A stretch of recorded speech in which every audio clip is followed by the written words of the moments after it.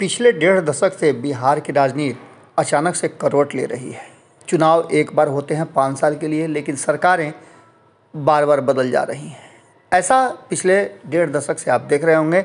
2010 में चुनाव हुआ था तो पूर्ण बहुमत के साथ एनडीए सत्ता में आई थी और नीतीश कुमार के साथ साथ भारतीय जनता पार्टी को भी बहुत ही बेहतर बिहार की जनता ने परिणाम दिया था। इसके नतीजे ये बता रहे थे कि नीतीश कुमार ने 2005 से लेकर 2010 तक उनकी टीम अच्छी तरह से काम की और बिहार की जनता उससे काफ़ी खुश थी। लेकिन 2013 में अचानक से नीतीश कुमार अपने निजी कारणों को लेकर के, या कहा जाए तो एनडीए के भीतर भारतीय जनता पार्टी के फैसले को लेकर के कि जिसमें नरेंद्र मोदी को प्रधानमंत्री का उम्मीदवार चुन लिया गया था, उसको लेकर के अलग हो जाते हैं। अलग होने के बाद एक बार फिर से 2005 से पहले जिस सरकार को लेकर के नीतीश कुमार जमकर कोसते थे और जिस सरकार को लेकर के जंगल राज बताते थे, उसी के साथ सत्ता में वापसी करते हैं। उसी के सहयोग से 2013 से लेकर के 2015 तक सरकार चलाते हैं। इस बीच में भी सरकार कई बार पलटती है। एक बार नीतीश कुमार 2014 में जब चुनाव बुरी तरह से हारते हैं लोकसभा का, तो इस्तीफा देकर के अपने ऊपर जिम्मेवारी लेते हुए जीतन राम मांझी को बनाते हैं। उसके बाद 2014 में ही वो दोबारा फिर अपने मुख्यमंत्री बनते हैं और उस समय भी उन्हें महागठबंधन का साथ मिलता है और महागठबंधन तैयार हो जाता है। महागठबंधन बनने के बाद 2015 में फिर से बिहार की जनता महागठबंधन पर भरोसा करती है। नीतीश और लालू पर भरोसा जताते हुए उन्हें सत्ता में आने का फरमान जारी करती है।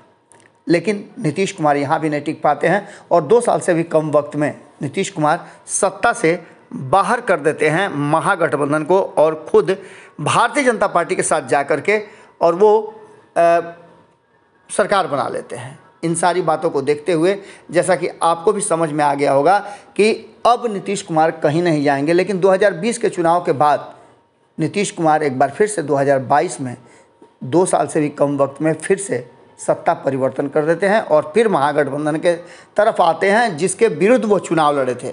लेकिन इन सारी बातों को लेकर के नीतीश कुमार का ये अदला बदली है, वो बिहार में आखिर दोनों ही खेमे के लोग क्यों बर्दाश्त करते हैं, इसके पीछे भी एक कारण है। कारण कि दोनों ही खेमे, चाहे भारतीय जनता पार्टी हो या राष्ट्रीय जनता दल हो, अपने बदौलत सरकार बनाने की स्थिति में नहीं है। यही कारण है कि नीतीश कुमार बार बार बार्गेनिंग करने में सफल हो जाते हैं। लेकिन इस बार स्थितियाँ कुछ बदलती नज़र आ रही हैं। तेजस्वी के लिए इस उपचुनाव में नीतीश कुमार चुनाव प्रचार करने नहीं गए हैं और इसको लेकर के राष्ट्रीय जनता दल के भीतर काफ़ी रोष है। इस बात को लेकर के भी कहा जा रहा है कि कहीं ना कहीं जिस तरह से नीतीश कुमार ने अंतिम समय में ये कहते हुए कि वो चुनाव प्रचार करने जाएंगे, एक दिन पहले तक सब कुछ ठीक ठाक रहता है, लेकिन चुनाव प्रचार में जाने से एक दिन ठीक पहले वो अपने आप को चुनाव प्रचार में जाने से रोक लेते हैं। और सुबह सवेरे हमने आपको खबरों में बताया था कि इसमें भारतीय जनता पार्टी का रोल बहुत अहम होता है। भारतीय जनता पार्टी ये बात कहती है कि नीतीश कुमार आखिर चुनाव प्रचार में कैसे जाएंगे और जाएंगे तो किस आधार पर वो चुनाव प्रचार करेंगे, किसके लिए वोट मांगेंगे, उसके पीछे का रीजन क्या देंगे। यानी कि गोपालगंज में एक शराब कारोबारी को और मोकामा में एक अपराधी सजायाफ्ता की पत्नी को वोट मांगने कैसे जाएंगे।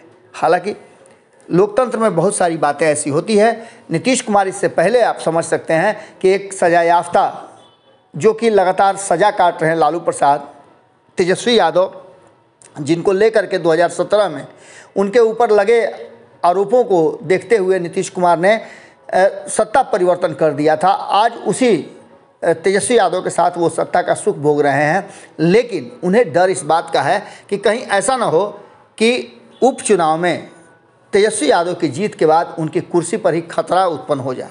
तेजस्वी के लिए उपचुनाव में वोट मांगने नहीं गए हैं नीतीश कुमार और इसके पीछे का कारण बताया जा रहा है कि नीतीश कुमार को ये डर हो गया है कि कहीं ऐसा ना हो कि तेजस्वी यादव उनके बिना सरकार बना लें और उनका सारा सपना चकनाचूर हो जाए। हालांकि एक बात ये भी आपने सुना होगा, जब ज़बरदस्त ढंग से प्रचारित हो रहा है कि नीतीश कुमार ने मन बना लिया है एक बार फिर से भारतीय जनता पार्टी के तरफ जाने का।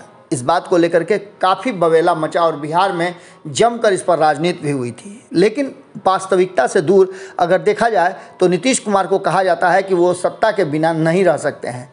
एक और स्थिति उत्पन्न हो गई है जिसमें नीतीश कुमार को ऐसा लगता है कि कहीं ऐसा ना हो, और ख़ास करके जीतन राम मांझी के बयान के बाद ये बातें स्पष्ट हो रही है। कल भी हमने आपको खबरों में बताया था कि अगर इन 2 सीटों पर उपचुनाव में तेजस्वी यादव की जीत हो जाती है तो तेजस्वी यादव सीएम कुर्सी से बहुत करीब पहुंच जाएंगे और लालू प्रसाद अपने अनुभव का उपयोग करते हुए तेजस्वी यादव को अपने दम पर मुख्यमंत्री की कुर्सी तक पहुंचा देंगे और नीतीश कुमार सत्ता से बेदखल होने के साथ साथ राजनीतिक रूप से भी हाशिए पर चले जाएंगे।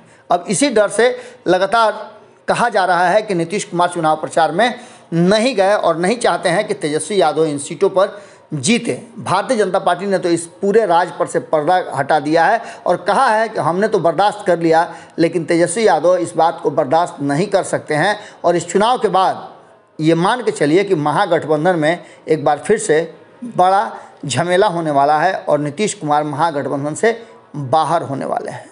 क्या होगा ये तो आने वाला वक्त बताएगा, लेकिन अंतिम समय में तेजस्वी यादव का अकेले प्रचार करना इस बात की तरफ इशारा कर रहा है कि कहीं ना कहीं नीतीश कुमार और जनता दल यूनाइटेड पूरी मन से इस चुनाव प्रचार में तेजस्वी यादव के साथ नहीं खड़ी है। जुड़े रहिए भारत लाइव के साथ। बहुत बहुत धन्यवाद। अगर ये वीडियो पसंद आई और वह बिहार के राजनीति और बिहारियत से सरोकार रखेनी तो सब्सक्राइब बटन दबा के चैनल के सब्सक्राइब कर ली।